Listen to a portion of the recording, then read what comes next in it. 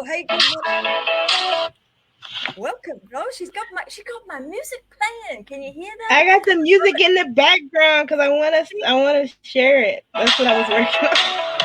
Woo, go that I music. Like wanted to when that share music it with the comes on, people. share it, Carrie. Share it with the people. So, hey, morning, everybody. Welcome to the Unlock Show. Tracy Wilson here, Good your host. morning. And today I have the amazing Carrie Omar Thomas with me. And I'm going to say, oh my God, she's going to have an amazing show today. Did you Whoop like that, whoop. Carrie? Yes. Oh my gosh, I'm super excited. I'm like, come. I'm literally typing, come hang out with us. I know. It's like, get on my show, Carrie. Let's talk all things agency. Let's talk about kind of how you protect your time. Because for those of you who are an agency owners right now, I'm just going to adjust this a little bit. Agency owners, or even thinking about creating your own agency, or you might be a consultant or a coach or whatever it is that you do, you're probably wondering, how the heck can I protect my time? Because in this space, as an entrepreneur, the one commodity that is so precious to us is our time. Why is Yeah. that? Because we can't buy any more of it. We have a limited amount of time in any one day, 24 hours in the day. We all have the same amount of time.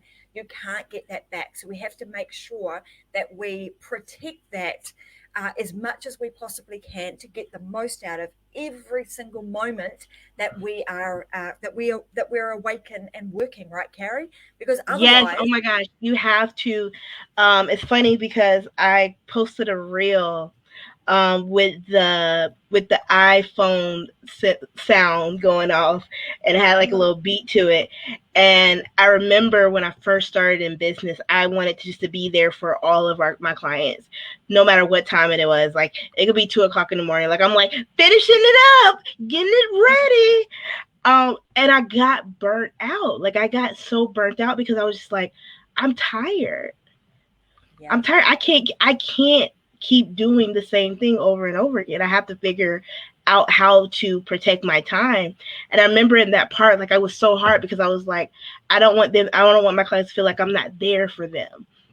But what happened, and even what happened with the reel that we did, is people respect the fact that you protect your time and they appreciate it because they're like, if you're protecting your time, that means when you're on my stuff, you're gonna double down on it and get it done effectively because one, you've had your rest, one, you're more strategically focused, and you're not like going out off of like minutes of sleep and things like that, like how I used to be. Well, let's kind of backpedal a little bit, Carrie, because I know that there are some, coaches, consultants, agency owners that are in the thick of things now. And I know when you're first starting out, being, particularly if you're heart centered, you want to make sure that you do everything right by your customer. You're really somebody who is, proud of the work that you produce and that you do, and you want to be, you're the type of person that wants to be there for your clients when they need you. Like there's a real mindset that often we as business owners go into our businesses with that mindset, and not really. And often, just like you do sometimes as a parent, you put yourself like in a secondary position. So Hmm. everything that you do for yourself, or comes at absolute last, because you let everybody, you do what you can for your clients and you put them first. So let's talk a little bit about kind of when you started out in the consulting and agency space. Like, what was your mindset back then? How did you go? Like, what were you thinking when you first started your agency? And I can share with you a little bit about my mindset when I started mine. Yeah, so when I first started my agency, I always tell people that one, like, it wasn't my intention. I always say, like, I didn't know I was going to start an agency. It just kind of like happened. And I'm super Mm, grateful for it because, like, I love it. Like, I love our clients. But what happened for me is one, I realized very early on that I needed help. Oh no, where's Tracy? Come I'm back. right here. I'm Oh, right you, here. you There you scared me. are. I'm right here. I'm Give like, you your time and spotlight. Go for it. but no, like what I said is like I want to be able to serve people, and I was like how could I do the things, like how could I do it? So I knew very early on that I needed a team. I knew that I couldn't do it all by myself. So what happened for me is I started protecting my time because I had to protect my team's time. And I made promises to them. Like, I remember the first promise I made to them. And it's funny because, like, we had a guy we hired and I was super excited to work with him. And I gave him like a 12-hour deadline. And he was like, he quit like in the first day. And I was like, no. And at that moment, I said, I would never give any of you guys a less than 24-hour deadline. So for that, and I was like, so I need to give you guys that. Then I need to be able to like let y'all have your time and off days. Because even though I like to work all the time, I know that they have kids, they have lives and things like that. So I needed to protect their time. So then I was okay, we need to create something so that our clients know that we're not always available. Even though I might always be available, the team is not always available. And then what happened is I hired my integrator, Amber. I love her to death. But it's funny because when I hired her, I knew it was probably like she was probably my scariest hire. I was stressing out because I knew that she was going to be the person that wouldn't say yes to me. It's like she's like, no, Carrie. Oh, that's big. Say that again, Carrie. So I knew that she was the person that wasn't going to say yes to me. Say yes. Yeah, like and the thing is, like, I knew where, like, in October, it's like when we really start making traction in our business, I knew that I needed somebody who one was like, because Amber, like I always say, like, Amber's like the mama bear and she's like lays down the hammer, but Amber is a lot more structured than I am because I'm a creative. Like, I like to, go with the flow. Amber's like, no, we have to have strict structures and things like that. And I was working Saturdays and Sundays, even because I enjoy what I do. So I'll work those days. And Amber was like, you need to take off. And I was like, no. And she was like, you need to take off. You need to make sure all your stuff is done by Friday because you need to have the weekend off. And I was like, she was like, if the team has the weekend off, you need to have the weekend off. And I was like, go, Amber. Okay, I'll take it. I'll take it off. But it took me forever. And literally, like, she won't even answer my calls on the weekends. Like, she won't answer. Like, or she'll call me and she'll be like, I hope you better be doing something not work like. And I'm like, I'm not. I'm laying in bed watching a movie. That's what I like to hear.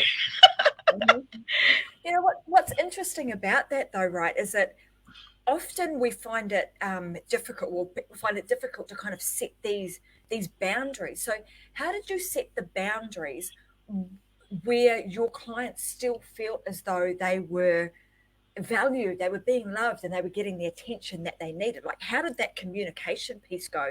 Because I know that is the one thing that most agency owners and consultants and coaches have the most trouble with, is that communication piece.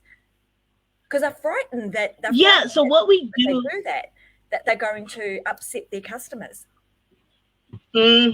So what we did, and it's funny because I actually got it from going through Julie and Kathy's program, and they did a how we work document, and I was like, oh, they just telling people what it is at the beginning. This is what it is. This is what it's not. This is what we're going to do, and this is what we're not. We're going to be available at this time. We're not going to be available at that time. And for me, it kind of blew my mind, and I was like, we need to create that. So we created our first one.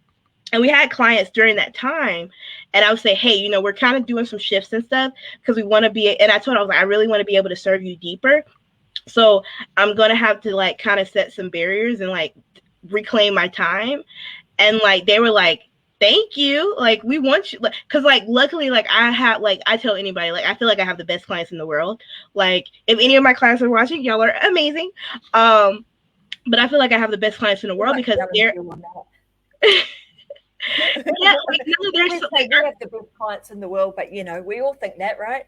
Yeah, like, they're so amazing because like they literally, like, they will come to me, they're like, Carrie, like, get some rest, like, take the weekend off. And I'm just like, I had one of my clients, she messaged me and she was like, hey Carrie, like, I think it was like 7:00, and she was like, hey Carrie, you don't have to message me after your hours.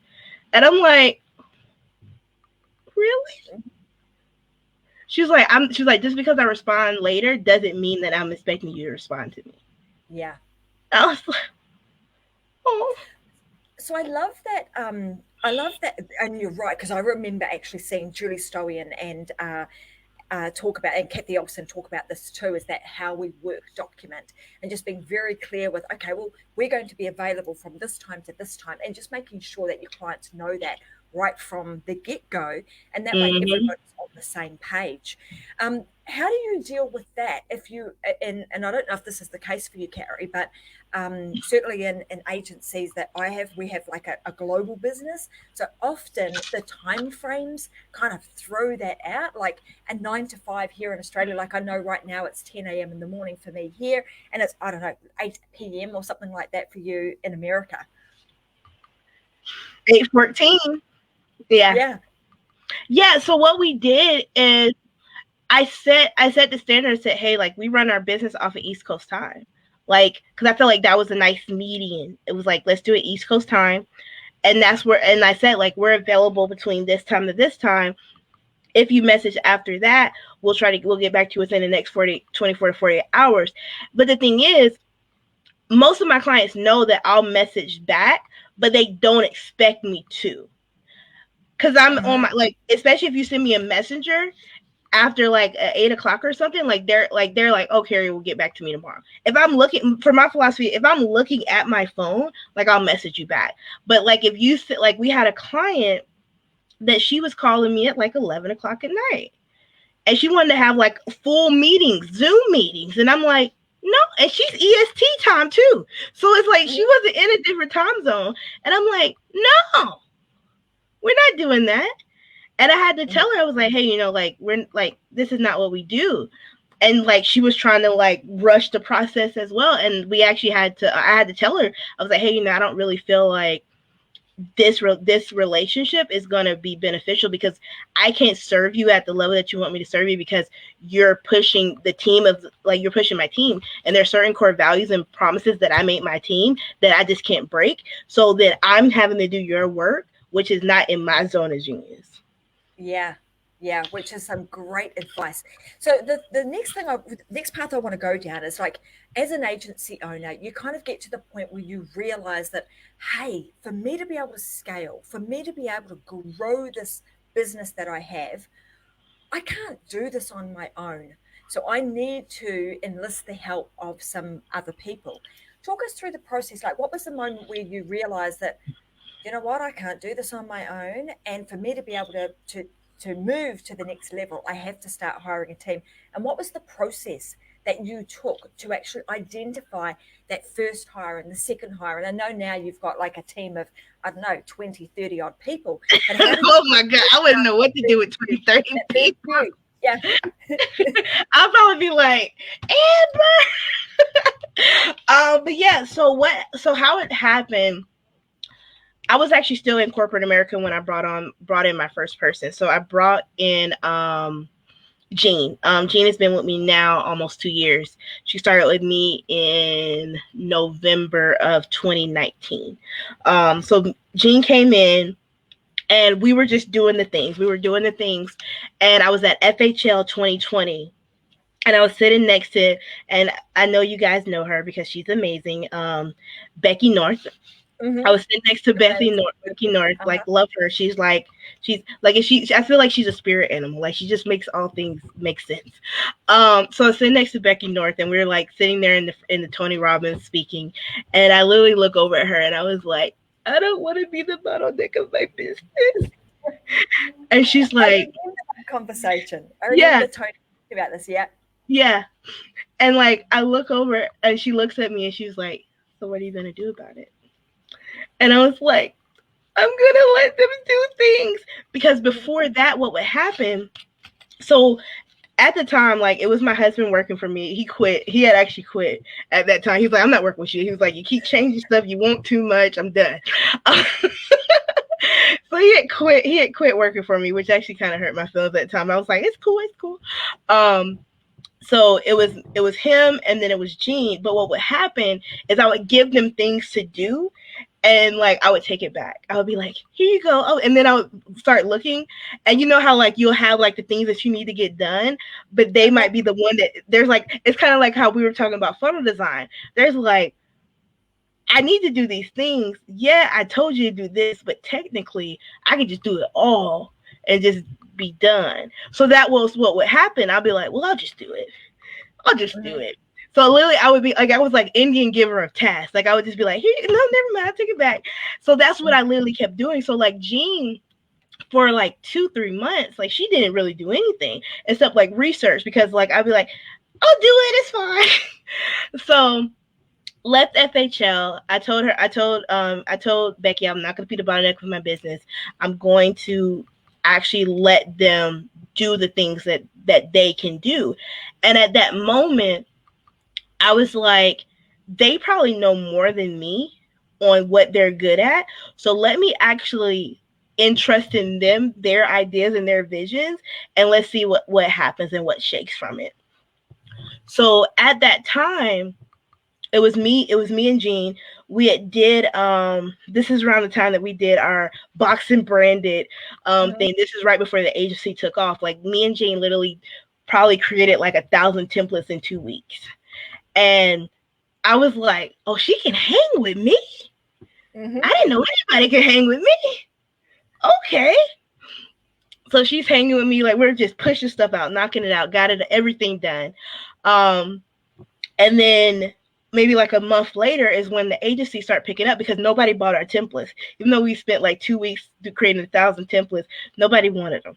They thought it was great, but we realized our audience was actually a different audience. Our audience wanted custom work. They didn't want templates, which is a Mhm. great thing to happen. But it was just like, but what about all these hours I spent on these templates, ma'am and sir?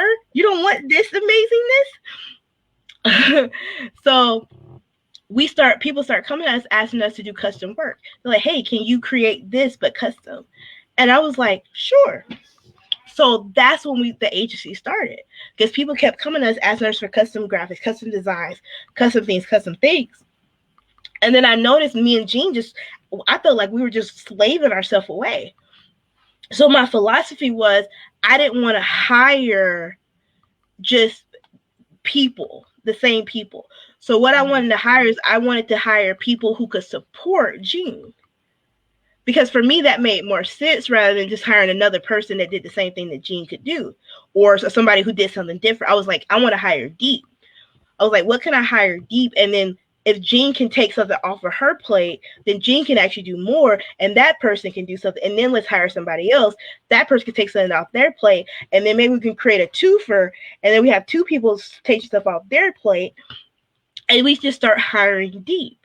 And when we did that, we have a team now we have 14, we have 13 now. We have a team of 13 that work with me full time, and everybody knows how to do everything, but everybody has their own zone of genius that they Yeah. work in and they stay in. And the thing is, when let's say Jean takes a week off, Jean doesn't have to worry about, oh my gosh, I don't nobody knows how to do my piece, or I have to jump in and do it, because everybody on the team knows exactly what everybody does and how to get it done, regardless of if somebody drops off or things like that. And I love that because that ability to be able to go like someone's saying here cross training at their zone of genius, but like understanding like what is the first hire that I need to make, and in your case it was like that. It was Jean, and then her being able to step in and do the stuff that you did. You then being able to release some of the I suppose the control, and saying to her, hey, I'm going to let you fly. Let's see where we go with this, empowering her to do what she needed to do in her zone of genius. And then you kind of look in and go, oh wow, man, she's running with me. Like she's matching me. She's able to do exactly what I'm able to do. And potentially you even realizing that, oh my gosh, and she actually can do it better than me, which is an Oh yeah, amazing. I tell anybody, like, my team is amazing. Like, I thought I was great at design because I am, but my team, like, I'm just like, I got it. Let's go for it. Yeah, but your role in the business then changed somewhat, right? So you Yeah. went from, like kind of being that doer to now which role? So how fast was it that that shift happened from kind of going from I'm the doer, I'm kind of being the salesperson, the customer service, the designer, the everything in your business, to now I've got a team of people and I'm going to assume this role, which is a different type of role. How long did it take you to make that transition? So for us, I would say in general from start to fin like to start to 13, well start to 14 at that time was less about 8 months. And so So essentially, if we did the math on that, you're employing, one and a bit people a month, pretty much. So every yeah, month, you're almost putting on a new person. yeah, and like so what how we did it is like I would have the conversations with the team. So I'm really big about asking them questions. So like, and that's kind of why like they'll say, Carrie, like we're riding with you. And the reason why they do this because I actually like everything that I ask them. I'm like, hey, what do you guys think about this? How do you feel about this? And it's funny because my niece, me and her will have we had a conversation today. We had our leadership meeting, and she was like, she's down here doing homeschool, and she's like, Auntie, like if you're the boss and you do all the things, why do you ask them what they think about stuff? Mm-hmm. And I said, well, it's called collaboration. You want to be Mm-hmm. able to listen to what other people say because they see a different viewpoint than you do. So even though you might be the boss of something, you don't see all the sides of somebody that actually is in the day to day sees. Mm-hmm. And she was like, but you're still the boss, right? Yeah, well, like someone actually in the audience is saying, it's so important to have a person that you can trust. You may or may not always agree with them, right? But sometimes if they're in their zone of genius and it's their thing. Like I know even in our team, hey Carrie, your thing is branding. So and in the past, like I've done, I'm not a branding specialist, but I could certainly do some branding. I'm quite happy to sit in that space and have done so for a long time. But like now it's like, okay, got to surrender. I'm just going to go with it. With Carrie's expertise, I know we're going to get something that's amazing. I just need to pick it up and do what I need to do from that point onwards. And so that really does shift the workload and the dynamics of how you operate within that collaborative environment. Yeah, because there's like it's funny because so we did the She Who Marches last month, and the initial plan for the She Who Marches was not what happened. So what I wanted to do for everybody who's in the She Who Marches is I was going to create, like this is what was in my head. I'm like, everybody's going to get a social media custom bundle, and we're going to like have like all this custom work that we're just going to send them afterwards. And Gene and Amber said, no, we're not doing that. And I'm like, we're not? Why? Like, why? They were like, because Carrie, that's 30 bundles plus the ones that we sell. So that's like 45 bundles. That's probably like 20,000 graphics in a month. No, we're not doing it. And I'm like, okay, okay. I was like, okay. But in my head, I was like, oh, this is going to be amazing because I'm an innovator. Like, I'm an innovator. Like, I'm the visionary. So, like, I'm always looking like all the things. Let's do all the things. But, like, and that's why when I hired Amber, it was so, for me, I needed somebody who wasn't going to agree with me because I knew that for me to be able to push myself to the next level, one, because I am that visionary, sometimes I get off focus and she has to kind of reel me back in. And two, I need somebody who's going to call me out if things just don't make sense. Absolutely. And that's what she does. Like often in any business, in particular, the ones that I've operated and run too, you someone's saying here, I was about to go there, Robin Helm. She's saying you need the grounder. It's like that person who is the realist, who kind of brings people down to earth. Because often as visionaries as we are, we can think, oh, I want to do, you call it all the things. I want to do this and this and this, and we could and we could and we could. And then there's this process. Actually, I learned this from Alex Shafran. So he talks about in his like 90-day planner process.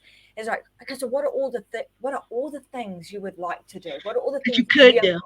do, right? So like, I could do that, and I could do that, and I could make them custom graphics, and all the I coulds, and then it's looking at it and going, but what will I? What will I actually do in this moment or in this segment of time that's actually going to move me closer to to where I need to go.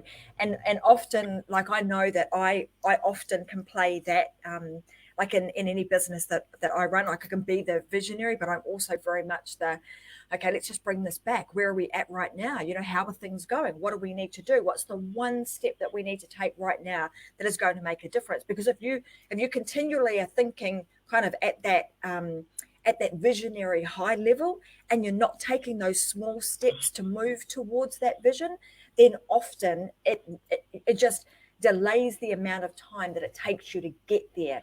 So Yeah. I can often play that role, and yeah, I sit in that space quite well with the, what do we have to do now? Yeah, and it's funny. It's so funny because like, and it's like, so Amber, like, I love, like, I don't know what I would do without her, but like Amber, she's an inside excited person. Like, she's not a visually excited person. So like, I'll be like, yeah, we're gonna do this, and then like all the things, and she's just like, okay, and I'm just like, you're not with me, like we're not, you're not there with me, we're not there, and she's like, I'm excited, it sounds cool. She's Mhm. like, it's in the Yeah. inside. And it was crazy, but the thing is, like with Amber, like she came in with us in October of 2020, and from October to now, the catapult that we've had, the quantum leaps that we've had, is all because she's stopped me from doing all the things that before, that my other team was like, okay, Carrie, let's go, all right, cool, let's run it. And like, so like we were just doing all these things, but we weren't really like harnessing in and saying, how can we be like the most amazing and the best at this. Hmm. And when we And then, did that, systems got stronger, client success rates got better, everything got so much better. And then the crazy part is, I actually got more time back at, than before, which is crazy. I know it seems like a backwards thing, doesn't it? But it's so true that once you start doing that, that is the outcome that you get. Things seem to Mm-hmm. be, they say, if you want to go far, you need to, you build a team. You get a team of people on board with you to go far. If you want to go, going alone, you might be able to go fast, but you'll only be able to go so far.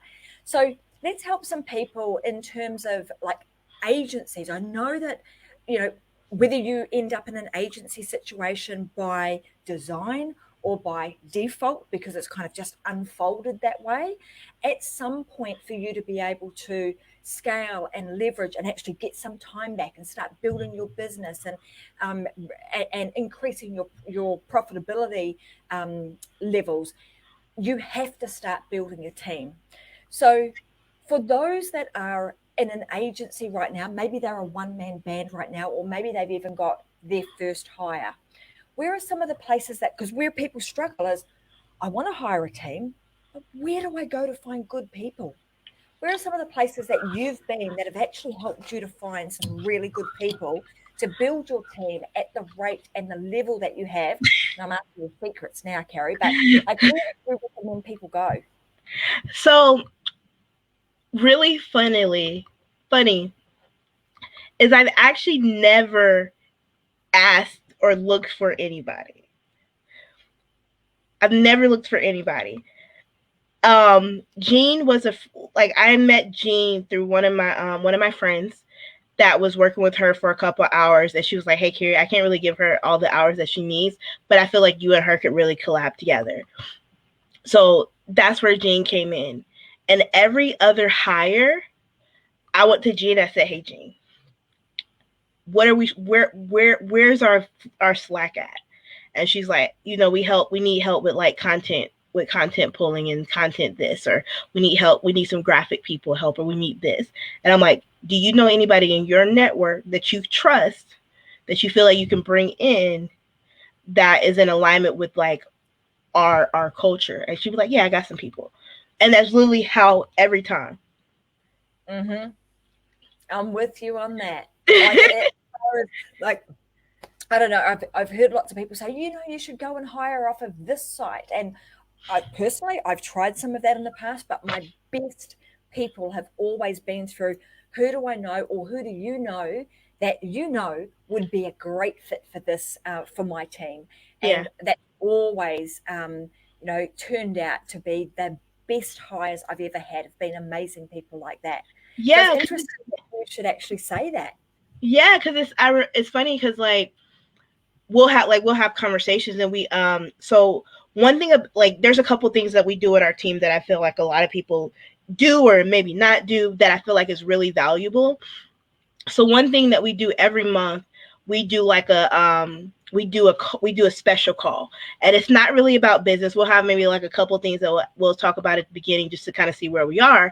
But it's where one is to ask me anything. Like we have one, I was like, hey, just ask what you got, ask me anything, and they'll come with some stuff and they're like, hey Carrie, like it's funny because they were like, we had the partnership before, and they were like, Carrie, like what actually happened, like can you give me the story, because sometimes they get scared, they're like, I don't want to ask her that, like I don't want her to come across. So I was like, but when you give them the space to ask, they're like, oh, okay. So we do that. Another one that we do is I bring in someone that's not me, that pretty much just like text the temperature of how they are, like how they are how they are as a person, how they feel in the business, what are the things that they maybe want to say to me but they haven't felt comfortable to say. Amber and her kind of come together and they kind of like formulate like how are we going to tell Carrie like that she needs to get her act together. And then the other one is just like a fun, like we just have a fun meeting, and it's just a fun meeting. We crack jokes, we laugh. Burns, he's our video editor, and it's funny, he's our video editor and he's also our LinkedIn guy. But that went because I asked him, hey, what do you think that we could do in the business to move the needle forward? And he said, hey, I'm really great with LinkedIn. Can I help with LinkedIn? And I was like, I'm not great with LinkedIn. Go forth. And he literally gives me like a whole presentation. Like he starts doing stuff on LinkedIn. Like we've met some amazing people on LinkedIn. Like I went from like pretty much all of our messages get responded to. Like really, really great connections. Been on quite a bit of calls. Actually got a client from LinkedIn just like all through stuff that he's doing. But it took me to ask him, hey, what's something that we can do to move the needle? And then we have a form that we fill out every week. And that last thing on the form that says, is there anything that you would want to learn that I can help you grow?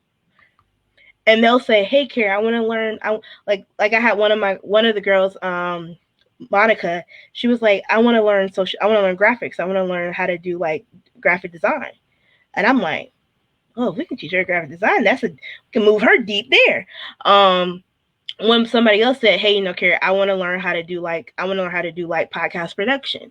I want to learn how to do bookkeeping. And I'm just like, y'all want to learn all that? Really? But it took me asking, like one said they wanted to learn web design, but it took me asking the questions that a lot of times I think it's because I say it's probably because I came from the restaurant industry, is when you ask questions of your team, the results that you get is going to be way better than when you just expect them to just tell you out of the blue. Absolutely. I love that. Like actually implementing some of those opportunities for your team to come forth with some creative ideas, some creative activities that they can do, and also taking charge of their own personal development. Like them actually saying, well, hey, for me to be able to develop, I want to learn this, and then you being able to empower them to do so. So I love all of those things, Carrie. Before we wrap up today, I want to give everybody an opportunity, because kind of like at the beginning, we just jumped straight in and we started talking about stuff. So I want to let them know, like, if you haven't already figured out, Carrie is an amazing agency owner. So she has a couple of different brands where she helps people with their own amazing branding. But equally, she's also on our Metadome team. So we're very, very lucky to have Carrie as our number one brand design and brand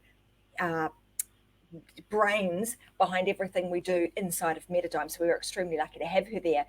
But for those that want to know, Carrie, that need some additional assistance with their branding, How can they get in touch with you? And why should somebody get in touch with you and your team to help them with their branding? Like, what are some of the reasons that somebody right now would be going, if your brand looks like XYZ, or you're feeling this about your brand, these are the reasons that you should get in touch with us?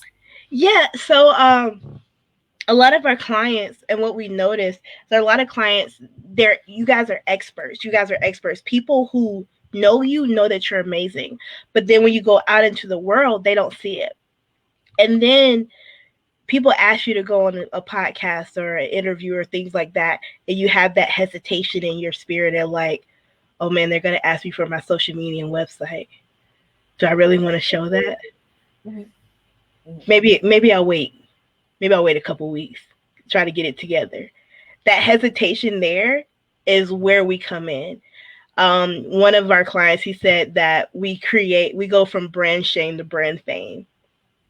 And it's Mm-hmm. to take out that shame of your brand, to create a brand that not only speaks to the heart of your customers, but also helps you serve boldly and confidently because you feel confident about what you put out into the world. Not just with visually, but also with the emotions that you create. That's what we do in Solasta Digital. And you can connect with me at connectwithsolasta.com. Let me just jot that down. So connect With with, Solasta.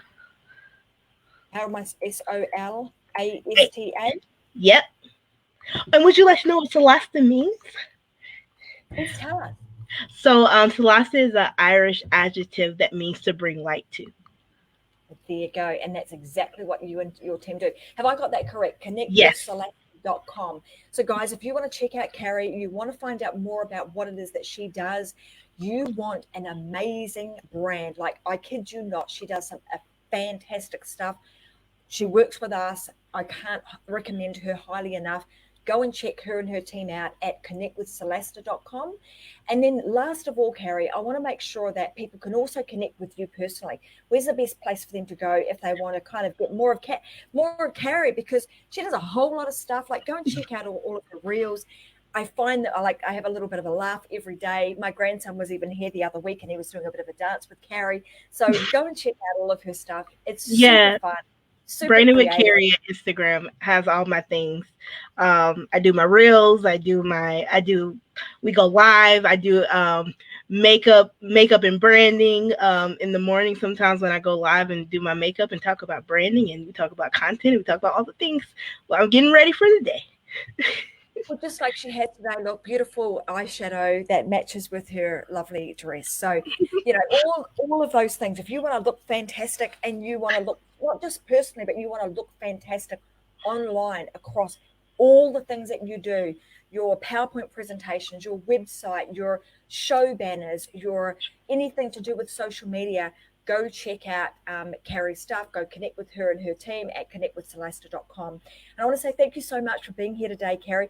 We wanted to talk about kind of this whole, how do you get more time back? Because boy, oh boy, as an entrepreneur, the one reason that we usually step into this world is so that we have plenty of time, that we can create our own life, our own level of freedom, that we can live a life that's unlocked. And quite often, without really realizing it, we start to create a life that's actually tied to a business. You're shackled to what it is that you've created. Instead of living your life unlocked, you're locked to your business and you cannot breathe or move.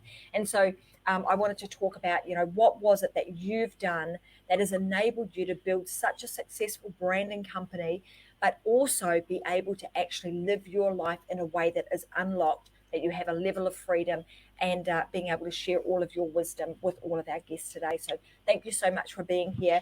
It's been super fun. I absolutely love the fact that you're on our team. I love working with you, Carrie, and no doubt you and we always have lots of chats after the show anyway. But for those of you that are watching right now, like I said, you're crazy if you don't go and check out Carrie's stuff. And I'll be back again with another episode of The Unlock Show this Friday at 10 a.m. So I'll see you guys then. Bye for now. Bye. Thank you guys so much. See ya.